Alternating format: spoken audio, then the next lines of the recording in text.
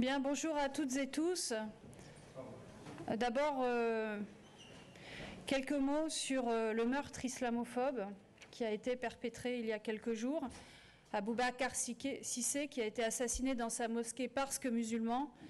Et d'abord, évidemment, je veux présenter au nom de toute la France insoumise toutes nos condoléances aux proches. Vous le savez, nous avons été nombreux à nous rassembler dimanche en sa mémoire pour condamner ce meurtre islamophobe. Nous redisons aussi que tous ceux qui alimentent la haine contre les musulmans, particulièrement à l'extrême droite, mais y compris au sein même du gouvernement, portent une responsabilité dans la montée de cette islamophobie qui peut aller jusqu'au meurtre.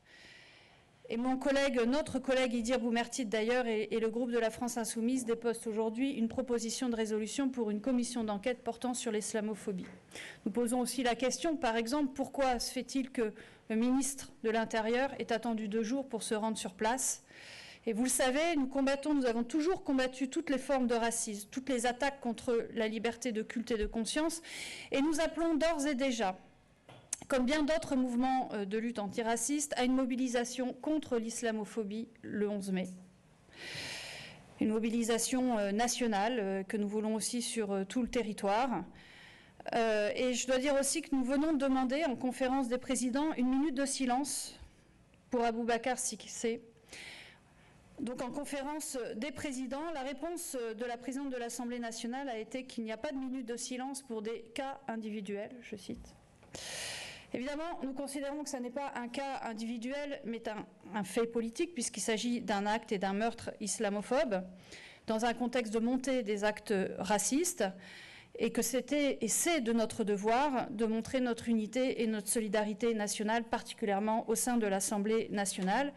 Vous imaginez bien aussi que le groupe du Rassemblement national s'est opposé, notamment, pas que, à cette minute de silence au nom d'une règle qui nous semble absolument pas juste, puisque, je le redis, il ne s'agit pas ici d'un cas individuel, mais bien d'un fait politique. Donc nous le déplorons, nous pensons même que les conséquences politiques sont graves de ne pas procéder à cette minute de silence.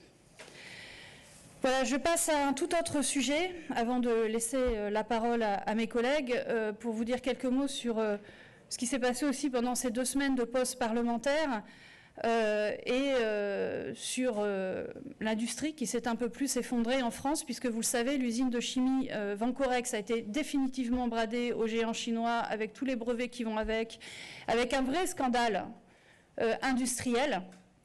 400 licenciements tout de suite, mais sans doute des milliers à terme, un scandale de tout point de vue. Et le premier responsable, c'est évidemment le gouvernement. Et je pense particulièrement au ministre de l'Industrie, Marc Ferracci. Une autre annonce prévisible depuis longtemps est tombée. 600 suppressions de postes prévues à ArcelorMittal. Vous savez qu'en tout, c'est 15 000 postes en France, que cette industrie en France est très menacée. Ça fait des mois que les représentants de salariés disent qu'on peut avoir une liquidation demain d'ArcelorMittal en France. C'est extrêmement grave. Hein.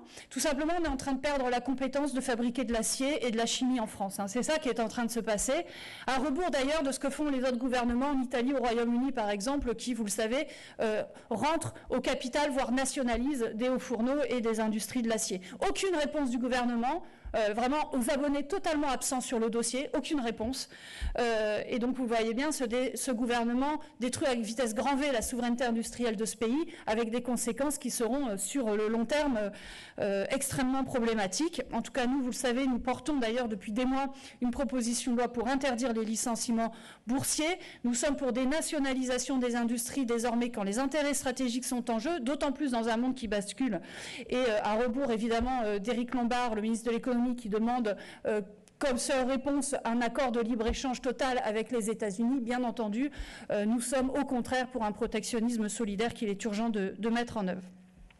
Ce gouvernement, en fait, passe une nouvelle étape dans la guerre sociale qui mène contre les travailleuses et travailleurs de ce pays, raison pour laquelle nous appelons aussi tous les concitoyens ce jeudi, bien évidemment, à participer à la manifestation du 1er mai qui est organisée par les syndicats salariés de ce pays, et nous en reprenons les mots d'ordre contre la guerre sociale et pour la paix, et nous, les Insoumis, nous y participerons de toutes nos forces.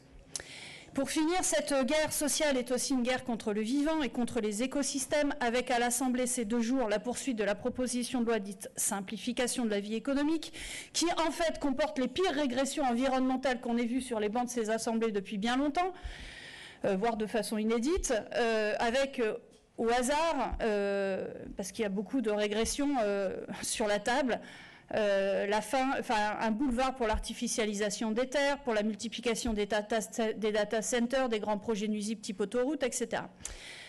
Dernier mot pour dire que notre présidente de groupe, Mathilde Panot, n'est pas présente aujourd'hui, tout simplement parce qu'elle est en Pologne avec Manon Bry, notre présidente de groupe, notre présidente de groupe européen, pour apporter des pilules abortives aux militantes du collectif Abortion Dream Team qui a fondé la première clinique d'avortement en Pologne. Et c'est évidemment un acte symbolique et politique très important de soutien aux femmes polonaises qui sont toujours en lutte, vous le savez, pour restaurer le droit à l'avortement. Voilà, je passe tout de suite la parole d'abord à Éric Coquerel et donc le président de la commission des finances sur les récentes annulations de crédits sur le projet de loi financier, et ensuite à Mathias Tavel sur la nomination du futur PDG d'EDF. Merci.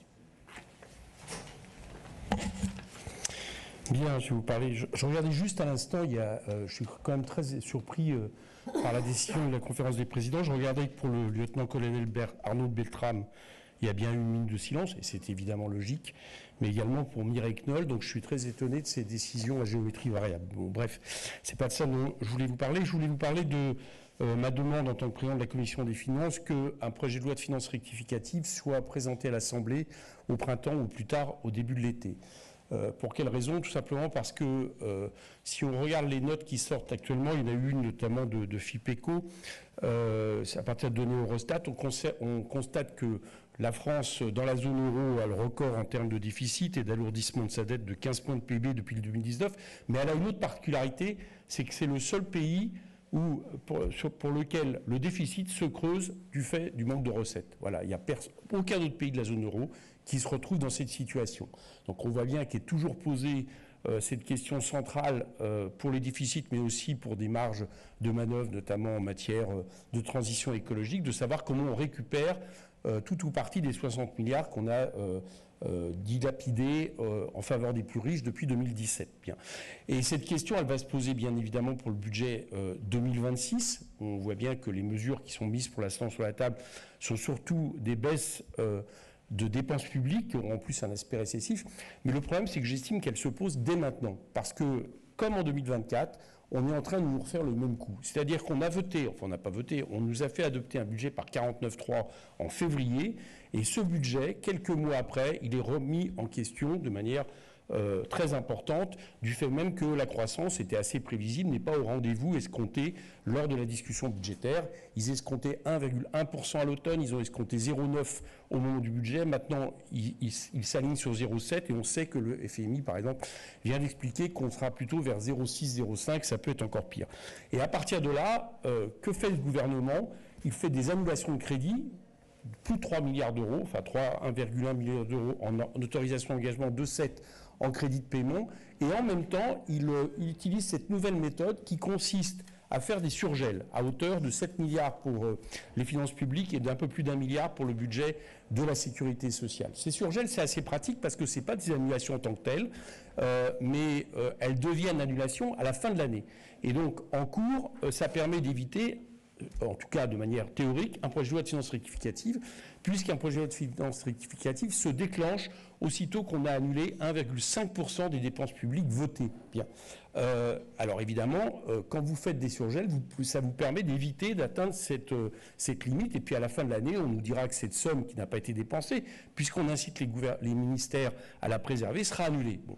Je trouve que c'est une entourloupe qui suffit, qui n'est plus acceptable, et moi je m'y oppose de manière forte, d'autant plus que, à la différence d'un projet de loi de fin de gestion, le PLFR, justement, permet de parler des recettes. là, le Parlement est habilité à dire, nous, le problème qu'on a par rapport à votre budget, c'est pas un problème de dépenses publiques, c'est un problème de recettes, et donc il y a un respect à la fois de la démocratie et aussi d'efficacité. Donc pour toutes ces raisons, j'ai fait cette demande. Juste pour vous signaler quand même l'importance déjà de ces 3,1 milliards de crédits, je vous donne deux exemples. C'est quand même une baisse pour le ministère du budget de l'écologie et du développement de 241,6 millions d'euros, ce qui fait que ce budget a été en tout amputé de 20% en euros constants par rapport à 2024. C'est une baisse encore de l'aide au développement, on est presque à 50% de baisse par rapport à 2024. C'est une baisse pour recherche et enseignement supérieur de l'ordre de 386 millions. Et là aussi, on va avoir une baisse totale de 1,9 milliard d'euros par rapport à 2024. Et puis, ça paraît peut-être un petit détail, mais je le sens venir gros comme une maison. C'est une baisse aussi de 95 millions d'euros pour la mission enseignement scolaire. Et il se trouve que ce qui a été soi-disant concédé par François Bayrou pour éviter la motion de censure, c'est-à-dire la préservation de 4000 postes d'enseignants qui devaient être supprimés à partir de septembre, ça coûte 140 millions d'euros. Voilà. Alors 95 millions, on est en train de leur rejoindre et je vois bien qu'à la rentrée, on nous dise que finalement, il n'y a plus les crédits pour préserver ces 4000 enseignants. Donc je fais aujourd'hui la demande officielle d'arrêter avec ces annulations, d'arrêter avec ces gels, et que nous ayons droit à un débat à l'Assemblée nationale sous forme de projet de loi de finances rectificative. Merci.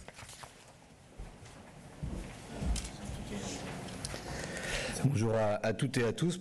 Finalement, la question énergétique, elle est très en phase avec ce que vient de dire Éric Coquerel, c'est-à-dire un gouvernement qui cherche à imposer des choix sans vote, en contournant le Parlement, parce qu'il a peur de la démocratie et parce qu'il se sait minoritaire.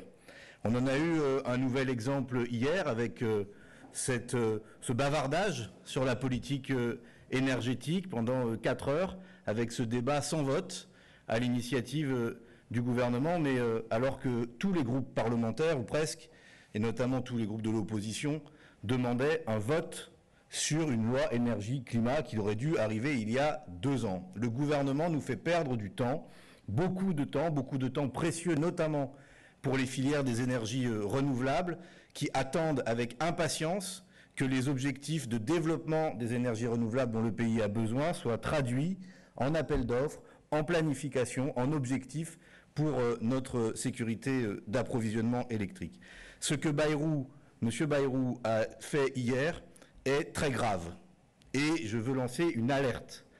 Ce que M. Bayrou a dit hier en mettant le pied sur la pédale du frein des énergies renouvelables, c'est clairement que la France risquait de manquer d'électricité dans les 10 ou 15 ans qui viennent, parce que ce n'est pas le nouveau nucléaire qui permettra à la France d'avoir de l'électricité avant au mieux 2038, si ce nouveau nucléaire voit un jour le jour, et si les délais sont respectés, ce dont il est largement permis de douter quand on voit ce qu'il en est pour l'EPR de Flamanville. L'urgence, c'est la sobriété, l'électrification de tous les usages, chauffage, transport, etc., et la production massive d'énergie renouvelable. Et ça n'est pas la proposition de loi de M. Grémillet qui nous est promise comme une compensation pour le mois de juin qui permet de répondre à ça. C'est une très mauvaise base de départ. C'est un piège, c'est une volonté d'enfoncer un nouveau coup dans le dos des énergies renouvelables et bien sûr, nous nous y opposerons. L'audition de M. Fontana comme nouveau président d'EDF proposé par M. Macron, elle prend évidemment place dans ce contexte et ce n'est pas seulement l'audition d'une personne, c'est l'audition d'une feuille de route.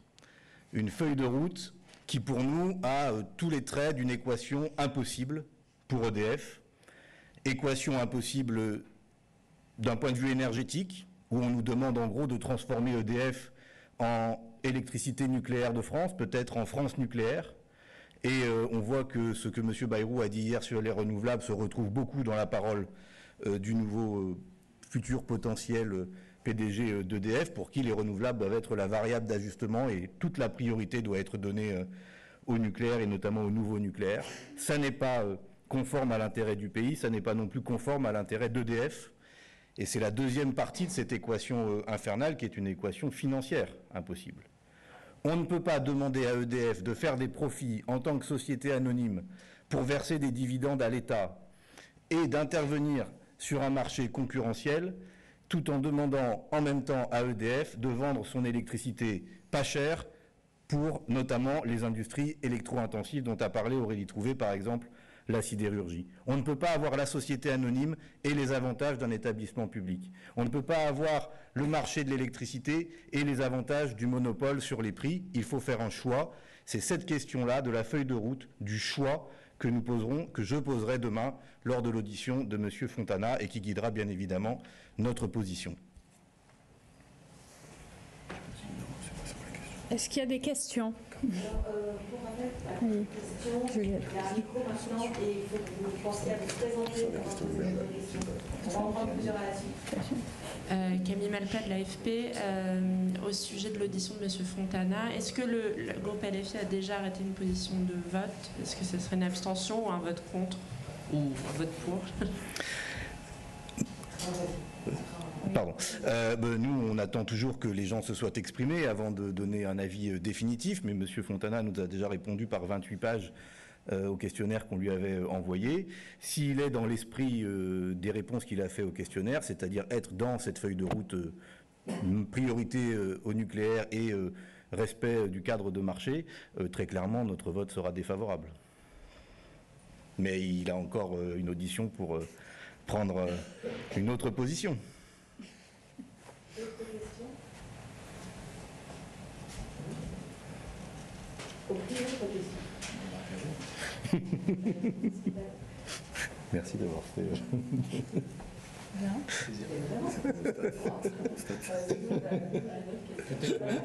Nous, on peut peut-être poser des questions. La minute de silence que vous avez demandé en conférence des présidents, c'était à l'initiative de LFI ou d'autres groupes et qui étaient pour ou contre? C'est le groupe parlementaire de la France Insoumise qui a fait la demande. Et effectivement, je m'associe à ce qu'a dit Éric Coquerel tout à l'heure. Nous sommes assez surpris aujourd'hui du refus de la présidente de l'Assemblée. Nous ne sommes pas surpris du fait que le Rassemblement national s'aligne sur cette position-là. Mais je crois que celles et ceux qui refusent aujourd'hui une minute de silence pour Aboubacar Cissé n'ont pas compris ce qui se passe dans le pays. On n'est pas sur un cas individuel. On est sur un meurtre islamophobe, sur un climat islamophobe dans le pays. Et ne pas rendre hommage à Aboubacar Cissé, c'est une très grave vote politique de la présidente de l'Assemblée nationale et nous regrettons cette décision alors qu'au moment où on se parle, le frère d'Aboubacar Cissé est en ce moment reçu par des députés écologistes et insoumis à l'Assemblée nationale et je crois que vraiment on va mettre la pression pour que ça change et qu'on puisse avoir une minute de silence d'ici l'ouverture de la séance à 15h.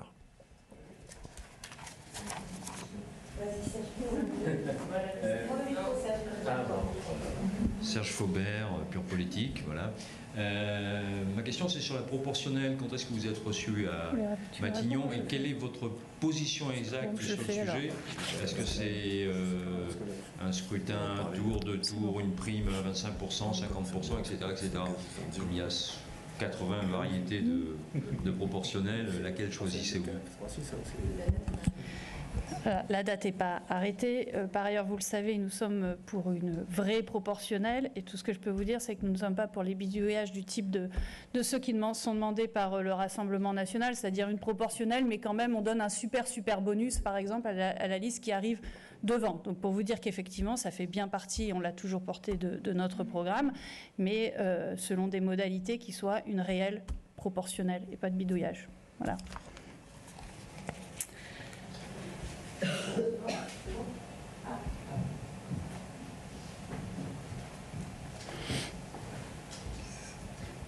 Bonjour, Romain Desacq, France Info Radio.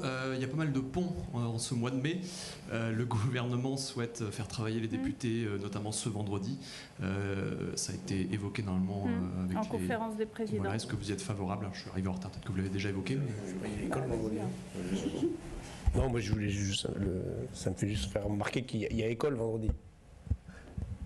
Les écoles font pas le pont, les gamins vont en classe, etc. Donc si on nous dit de venir vendredi, on viendra vendredi, c'est pas notre problème. D'ailleurs, le groupe parlementaire de la France Insoumise a toujours répondu présent dans l'hémicycle à chaque fois qu'il y avait des textes qui étaient discutés, ce qui n'est pas le cas depuis plusieurs semaines, et ils n'ont pas attendu les ponts, des groupes du socle commun de François Bayrou et de ses amis.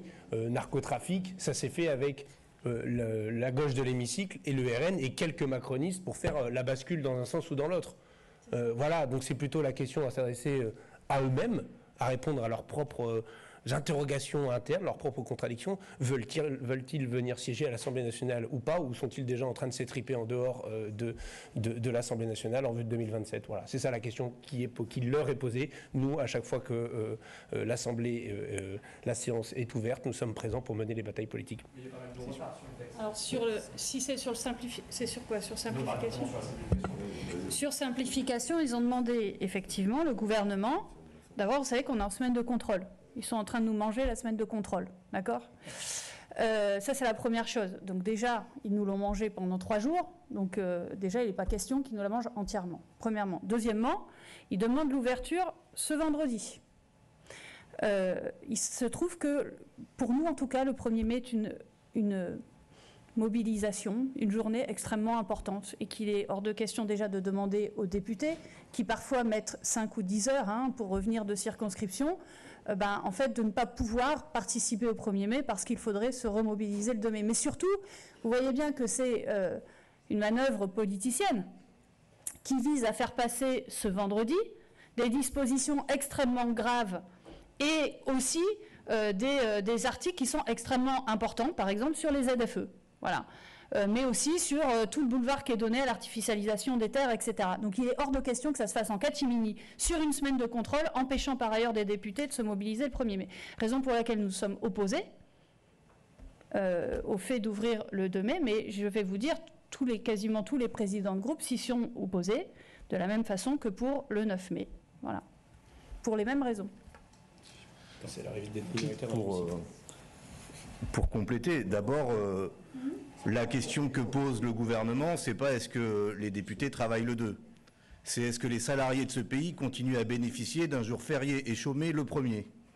Et sur cette position-là, sur cette question-là, la France Insoumise a une position très claire. Le 1er mai est un jour férié et chômé et doit le rester. Et il n'est pas question de mettre le doigt dans je ne sais quelle négociation avec le gouvernement pour venir mettre en cause le droit au repos des salariés, et particulièrement sur cette journée liée à l'histoire de défense des travailleurs. Par ailleurs, si le gouvernement veut du temps dans son agenda législatif, il peut retirer la proposition de loi de M. Duplon, qui est prévue au mois de mai sur le métier agricole, pour faire passer ces textes. C'est du temps d'ordre du jour à la main de sa majorité, s'il en a une, et ce serait beaucoup plus juste, et ça nous éviterait d'avoir à débattre 2 fois de régression environnementale. Enfin, vous avez entendu Éric Coquerel demander un projet de loi de finances rectificatif. Vous m'avez entendu demander un vote sur la stratégie énergétique du pays. Si on doit augmenter le temps où nous sommes présents, nous y sommes prêts, mais pour faire des votes réels et sérieux sur des textes réels et sérieux, et pas pour faire plaisir simplement au lobby anti-écologique que le gouvernement soutient et dont il se fait le porte-parole. Une dernière, s'il vous plaît. Clément Perrault pour la chaîne parlementaire, c'était justement sur le 1er mai, vous l'avez évoqué. Il y a une proposition de loi venue du Sénat qui souhaite que les commerces puissent ouvrir, ceux qui ouvrent le dimanche, également le 1er mai. Quelle est votre position là-dessus ? On ne touche pas au 1er mai chez vous, c'est ça ? Pas touche au 1er mai, oui.